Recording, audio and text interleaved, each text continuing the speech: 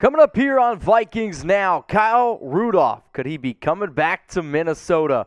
Should the Minnesota Vikings trade for Malik Reed? I saw a Fansided article out there. I'm going to break it down and give you some of their thoughts, give you some of my thoughts, and I have a trade idea around this. The Vikings quarterback situation. USA Today gave out grades on every single quarterback room.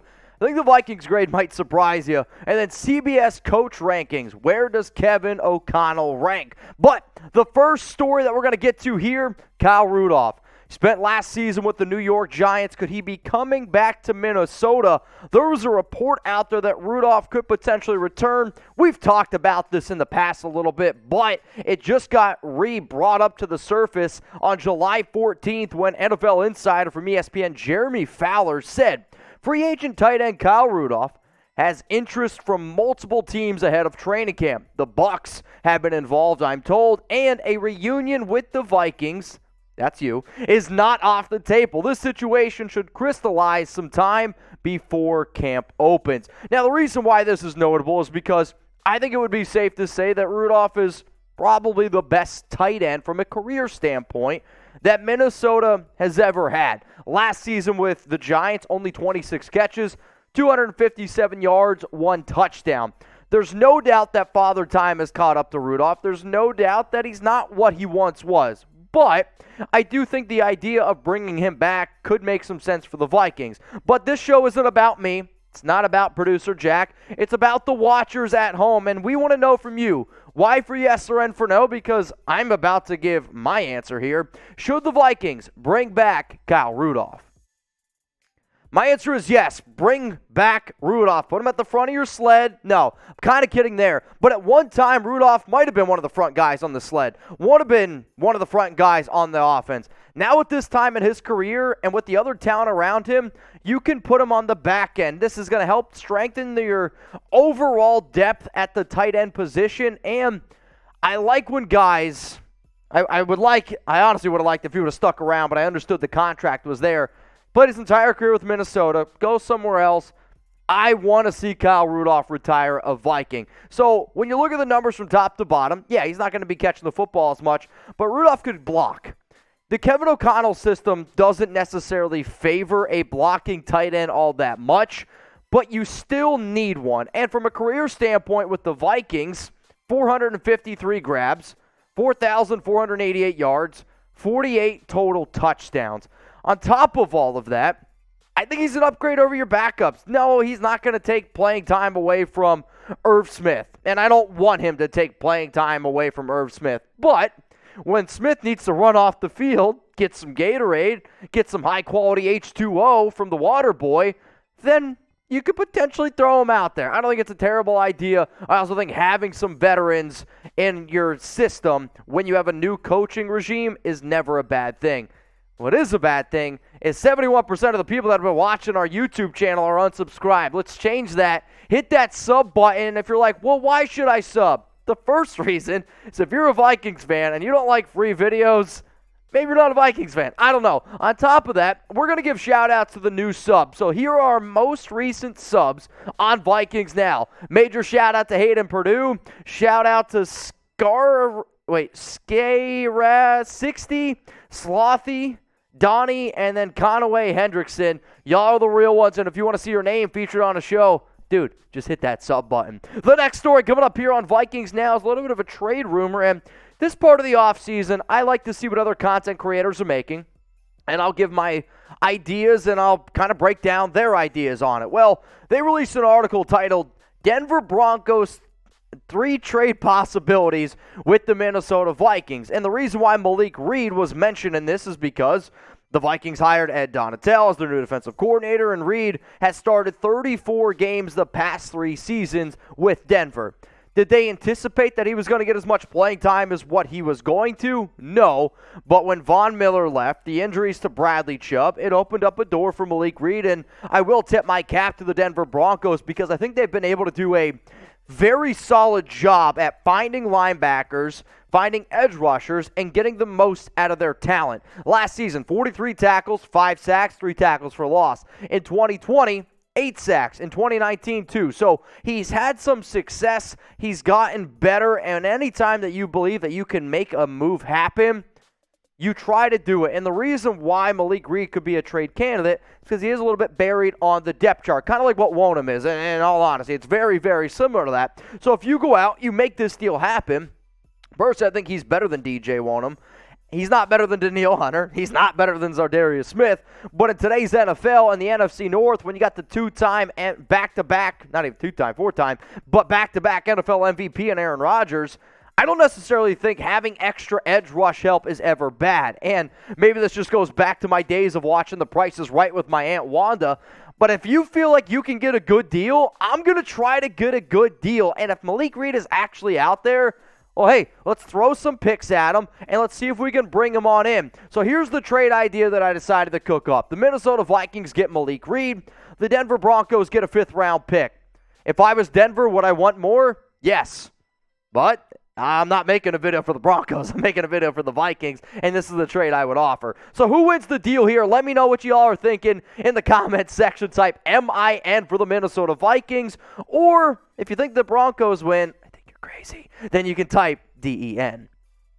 Coming up next here on Vikings Now, remember, shout out to everyone who's watching. If you're having a good time, if you're ready for the weekend, like that video. I know Jack and I, we're ready for the weekend. And if anything happens during the weekend, I don't want you to miss it. I know this is always the time of the year where it's a little bit slow, and in the weekend, I want you to have time with your family. I want you to have that cookout. Go out by the pool, have a good time. But if something happens, I don't want you to miss it. And if you got your notifications turned on, you come back to your phone like an hour later. You see that, oh, wow, Vikings Now dropped a video, and maybe there was some news. Maybe there was some stuff that you didn't get to see. This is the time of the year where it's super important to never miss anything. Some of the people who I know got those notifications on. People who take pride in trying to be one of the very first people to comment Noti Gang, Skull, Vikings. I don't care what it is. I appreciate it. So if you want to see your name on a future show, turn on those noties.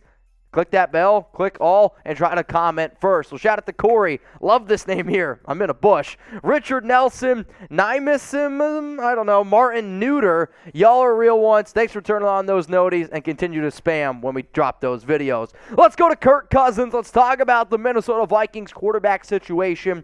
And in an article titled from USA Today, Grading Quarterback Situations for All NFL Teams Heading into the 2022 Season, the Vikings got a C- grade. Personally, when I was in high school, if I got a C- grade, I'm like, all right, I probably deserve that. I probably didn't study enough. However, in today's world, I feel like a C- people really, really overreact. I will also say that when you see grades like this, I'm always a big believer in A's amazing, B's good, C's average. So they're saying it's slightly below average for a quarterback room. And I think the biggest reason is because USA Today is just simply not confident in Kirk Cousins. This is what they had to say about the Vikings quarterback situation. Kirk Cousins just gets large contract after large contract, no matter the results. He is a new head coach this year in Kevin O'Connell. Does anyone think it will make a huge difference? Didn't think so. Sean Mannion, Kellen Mond, and Nate Stanley are behind the veteran. And I know that probably hurts a lot of y'all's feelings because from a statistical standpoint, Cousins has done a solid job the past 2 seasons. He also has a lot of talent around him, which I know y'all would agree. Sean Mannion to me is a good backup. I'm not a fan of Kellen Mond, and I think only Vikings fans at this point might be a fan of Kellen Mond. And then Nate Stanley, he was supposed to be good, but Iowa quarterbacks, I don't know, tell me the last good Iowa quarterback. So you heard USA Today give them a C- grade, but what would you grade them? And this might surprise you. I will give them higher than a C- grade. I know a lot of y'all think I'm a Kirk Cousins hater. I think Cousins is a good quarterback, but he's a good quarterback in a league filled with a lot of good quarterbacks. And in fact, when I did my QB rankings, I had Cousins, I believe, at 14 or 15, so he's somewhere in the average. So A, B, C, D, or F, grade the Vikings quarterback situation. It's a C. It's an average quarterback room, and that's okay. If you had a stud QB, that changes things. But when you look at all the other players on the depth, I just see a lot of average mediocrity. Numbers are great, but does anyone honestly have confidence in Kirk Cousins to win the big game? If you do, that's good for you. On my side, though, I've watched Cousins play for a long time, and it hasn't just been with the Vikings. It goes all the way back even to his time with the Washington football team. He could never win the big game, which is why I'm going to give it a C grade. Let's talk about the new head coach, Kevin O'Connell, smiling there all nice and young at 37 years old. CBS Sports ranked every single NFL head coach entering the 2022 season. They went from 32 all the way down to 1. I'm going to go from 1 and work my way to 32. Before I show you the rankings, where would you rank O'Connell? 1 to 32, 1 being, dude, best head coach in the National Football League. If you're like, man, he might be the worst, then you can type 32. I wouldn't do it, but you can do it. So let's look at these NFL head coaching rankings. 1 through 8. Spoiler alert, he's not here 1 through 8. And, I'm not going to rip on too many of these. I mean, these guys are proven. These guys have won in the NFL before, have Super Bowl rings. And I'm excited to see what O'Connell could do, but he doesn't deserve to be in the top 10. I'm sorry, he doesn't. So then you got Shanahan, Vrabel, okay? Doug Peterson came in at number 11. Frank Wright at number 12. Zach Taylor, after just going to the Super Bowl, he's at number 15. Personally, I think Cliff Kingsbury is entirely too high. I don't even think he's a top 20 head coach, if I'm being real with you. From 17 to 24, there he is. There's Kevin O'Connell coming in at 24. And when I went through and I looked at a lot of these head coach rankings, personally, I thought CBS was a little bit afraid to give the new head coaches for this year higher in the rankings. The only coach that they put really high at all at number 11 was Doug Peterson, and, well, that's because a lot of these people who write articles for CBS are really close to Jacksonville, like Pete Briscoe. He's good friends with a lot of the people in the Jaguars organizations, which is why a lot of times when I read some stuff from CBS, I'm like, all right, y'all are just super biased to the Jags, which, if you follow the NFL for really any time, being biased towards the Jags is a very, very odd thing, but it's the world that we live in. But CBS had this to say on Kevin O'Connell, why he was ranked where he was. At 37, he's the youngest of the new hires and the second youngest NFL head coach behind only Sean McVay, his mentor in Los Angeles. 2 of O'Connell's 3 teams as a coordinator came under McVay, so it's hard to know whether he's more Doug Peterson or Pat Shurmur as an ex-disciple of an offensive wizard. He'll at least have the toys to be competitive early, and conceivably, his more pass-friendly approach will capitalize on the Kirk Cousins, Justin Jefferson connection. So again, my take was, I really truly believe he was only ranked as low as he was because he's a first-year head coach. But I also know this. McVay tree disciples have had a lot of success. When you hear certain coaches talk, I believe that you can hear what their plan is and where they're going to go forward. You can tell O'Connell's a smart guy. Does he have a great offense? Yes, he does. But to be a head coach, you also have to build that defense. So I have a lot of confidence in O'Connell, but honestly, these rankings, they don't really matter. Only time will tell, and if they win a lot of games, well, guess what? You're going to be a lot higher in the rankings. All right, y'all. Appreciate everyone who's tuning in. Appreciate everyone who watched. Jack and I are getting ready to go enjoy our weekend. Hopefully, y'all enjoy your weekend. And remember, if anything happens, we'll keep you updated. So hit that subscribe button, turn on those notifications. That way you don't miss a thing.